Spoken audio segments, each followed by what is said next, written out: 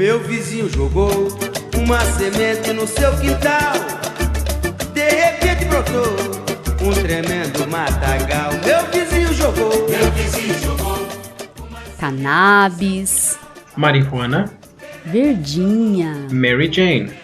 maconha. Esse é o boldo bom. Ela tem muitos nomes e muitas alegações de propriedades que não necessariamente encontram lastro na literatura científica. Algumas pessoas usam para fins recreativos, outras têm interesse no seu potencial medicamentoso. Mas será que ela funciona mesmo? Essa e outras perguntas nós vamos responder no episódio de hoje. Olá, eu sou Letícia Sarturi, mestre em imunologia e doutora em biociências e fisiopatologia. Olá, eu sou Júlio Ponce, mestre em fisiopatologia experimental e doutor em epidemiologia. E neste episódio a gente vai falar da maconha medicinal. Em janeiro de 2023, muitos veículos da imprensa noticiaram que o atual governador do estado de São Paulo, Tarcísio de Freitas, havia sancionado uma lei autorizando a venda de maconha medicinal. Mas será que isso quer dizer que eu posso ir na farmácia e pedir uma mudinha da planta? Ou um cigarrinho pronto para consumo? Isso é maconha? Não, é tabaco. Isso é tabaco. É tabaco isso aqui? É tabaco. Vamos ver se essa porra é tabaco. Não faz nada, não fuma não. Foi? Não, moço, ó, o senhor vai sentir um gosto aí que é outra... O senhor vai sentir um gosto aí diferente. Isso seria bastante estranho. E não é o que a lei diz. A Lei Estadual 17.618 de 3 de janeiro de 2023 tem como título: institui a política estadual de fornecimento gratuito de medicamentos formulados de derivado vegetal à base de canabidiol, em associação com outras substâncias canabinoides, incluindo o tetrahidrocanabidiol, em caráter de excepcionalidade pelo Poder Executivo nas unidades de saúde pública estadual e privada conveniada ao Sistema Único de Saúde, SUS. Ou seja, o que esta lei permitiu é a distribuição de canabidiol, ou, na verdade, de medicamentos à base de canabidiol gratuitamente pelo SUS, contanto que para situações em que já tenhamos estudos que indiquem a recomendação do uso do canabidiol. E onde entra o THC nessa história? Sei não, filho. Bom, por ser um extrato vegetal oriundo da planta, muitas vezes é desafiador e torna o produto mais caro remover completamente o THC do extrato. A menção a essa substância é um reconhecimento desses obstáculos. Mas quer dizer então que o governador foi responsável pela liberação? Cara, em geral acho que tu é maconheiraço, mas tu nem é, né, cara? Não. Tu é maluco mesmo. Sim. De maneira alguma, ele apenas incluiu o canabidiol dentre as substâncias que podem ser distribuídas pelo SUS no estado de São Paulo. A regulamentação e autorização desses medicamentos, assim como de todos os princípios ativos autorizados para venda e distribuição no Brasil, continua sendo da Anvisa. A Anvisa, inclusive, já autorizou a utilização de medicamentos à base de canabidiol desde 2019, com a RDC 327 de 2019. Mas não pensem que a Anvisa liberou geral.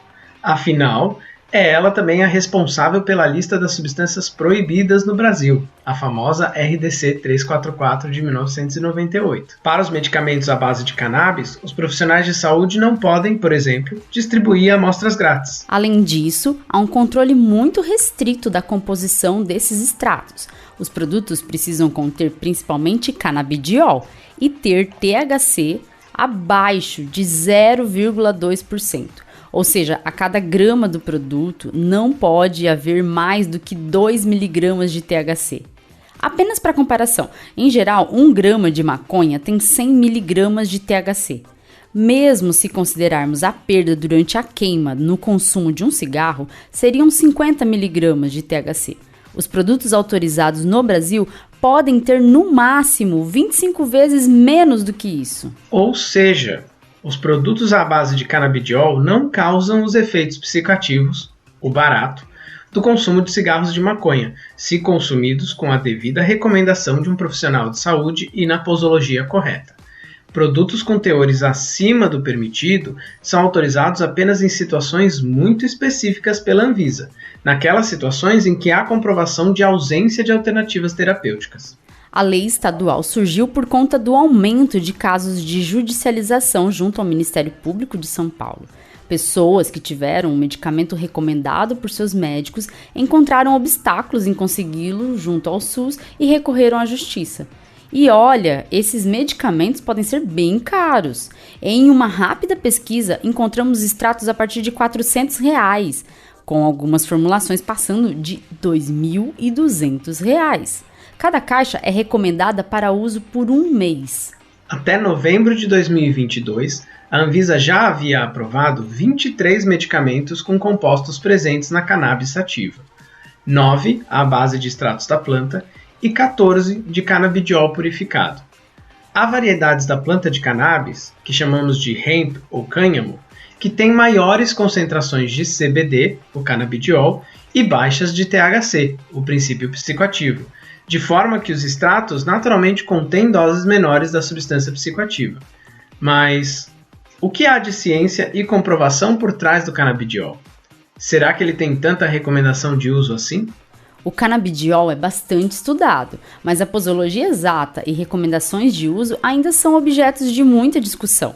Por exemplo, sabe-se que o canabidiol tem impacto em tratamento de alguns tipos específicos de epilepsia, que o THC pode auxiliar em casos de náuseas e vômitos em pacientes durante quimioterapia, e que uma proporção regulada de CBD e THC pode ser interessante no tratamento da esclerose múltipla. Essa diferença dos tipos de canabinoides se dá porque nosso sistema nervoso central tem 2 grandes classes de receptores canabinoides, CB1 e CB2. Esses receptores são proteínas que levam a alterações nas células quando interagem com canabinoides. O CB1 é ativado pelo THC, o CB2 pelo canabidiol.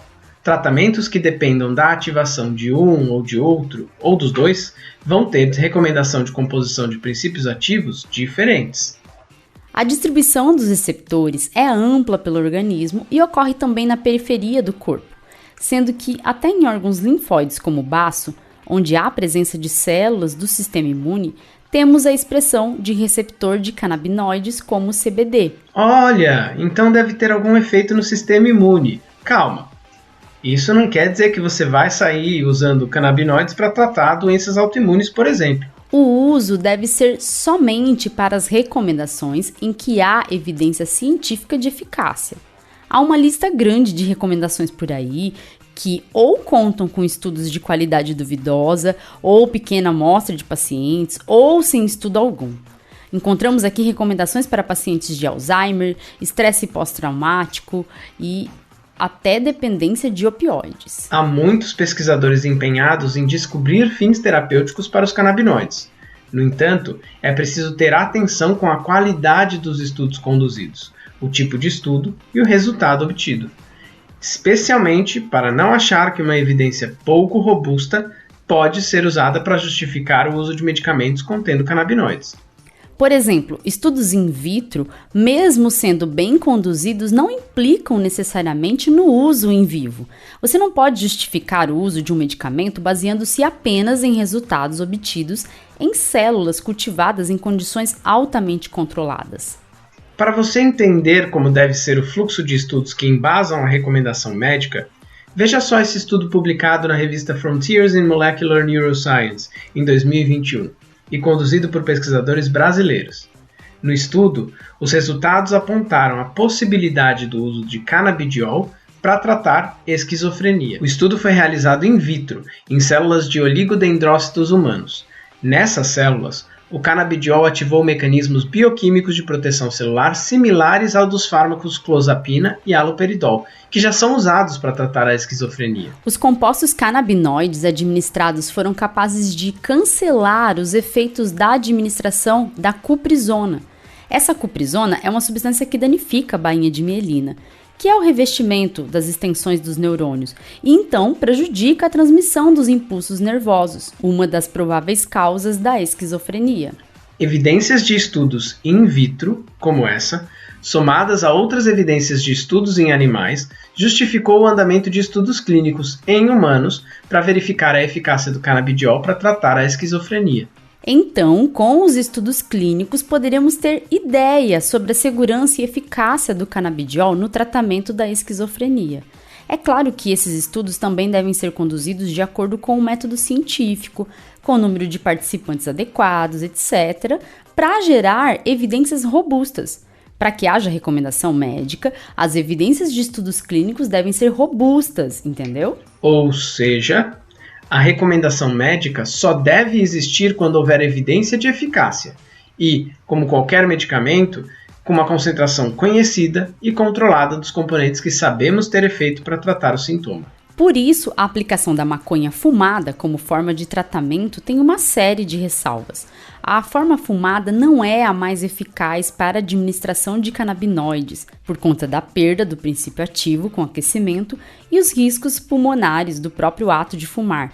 As plantas vendidas no mercado não têm uma concentração controlada ou sequer sabida de THC e canabidiol e muitas vezes podem estar misturadas com outras substâncias, como canabinoides sintéticos. Um estudo indicou que entre 2009 e 2017 nos Estados Unidos, a concentração de THC nas plantas vendidas mais do que triplicou.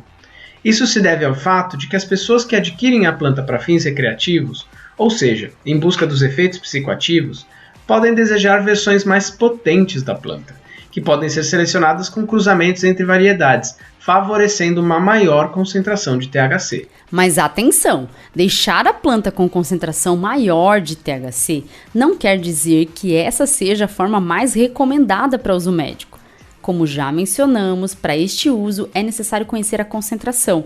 É preciso que esta concentração de canabinoide seja controlada, e maior concentração de THC seria provavelmente muito ruim para pacientes que buscam o efeito do canabidiol, por exemplo. Sem contar os riscos associados à dependência e consumo abusivo de cannabis fumada, que talvez abordemos em outro episódio do Escuta Ciência. E não queremos aqui ser moralistas, mas se a discussão é sobre o uso médico para tratar sintomas ou ajudar no tratamento de doenças, precisamos exigir evidências robustas, de qualidade, com uma amostragem bem feita e avaliação estatística adequada antes de podermos discutir a aplicação e distribuição de um medicamento, de qualquer medicamento. Não é porque vem da maconha, que é uma planta, que tá tudo bem usar um medicamento para tratar determinada condição para qual esse medicamento não tem eficácia comprovada, viu? Todo medicamento deve passar pelo crivo do método científico, certo? Pois, como em todas as decisões de saúde pública, precisamos contar com ela, a ciência. Continue se informando, escutando a ciência. Escuta a ciência. Tchau, tchau e até o próximo episódio. Ei! Ouvinte, não vai embora ainda não.